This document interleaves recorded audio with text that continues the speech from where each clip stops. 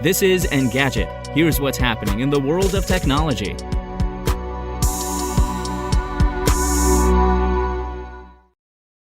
It's Friday, May 5th.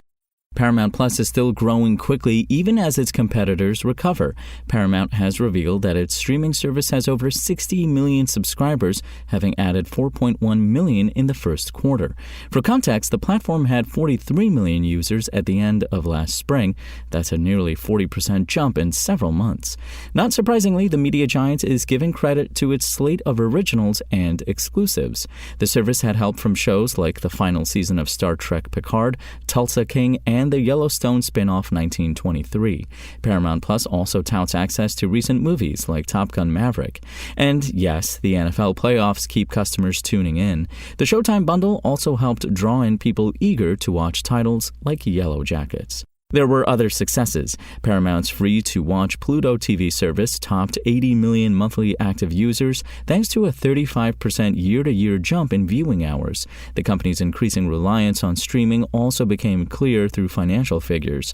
While overall subscription revenue climbed 50% compared to a year earlier, the money flowing from Paramount Plus surged 65%. To some extent, Paramount Plus is taking advantage of its rivals' misfortunes. While Netflix has bounced back from last year's rare losses, it still added a modest 1.7 million new subscribers in its first quarter.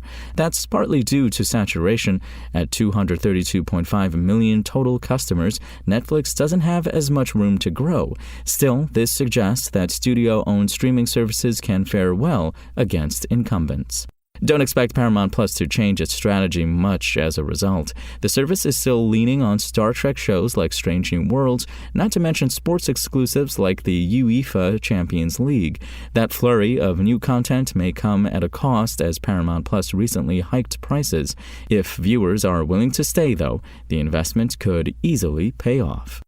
And Tesla has reopened orders for the long-range Model 3 in the U.S. after putting them on hold last August.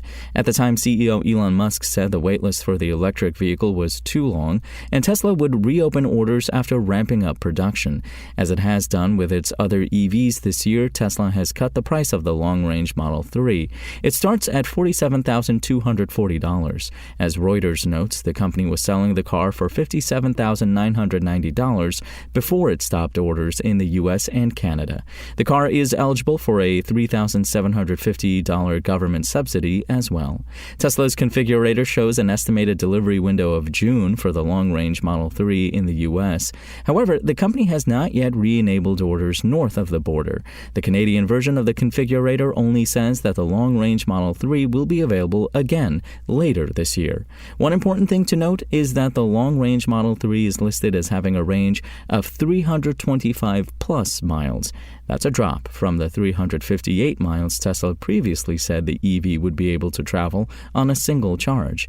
In November, it was reported that Tesla was redesigning the Model 3 to cut costs, and the revamp may have included changes to the powertrain. If you want to catch the latest tech news as it's happening, check out Engadget.com or tune in again every weekday.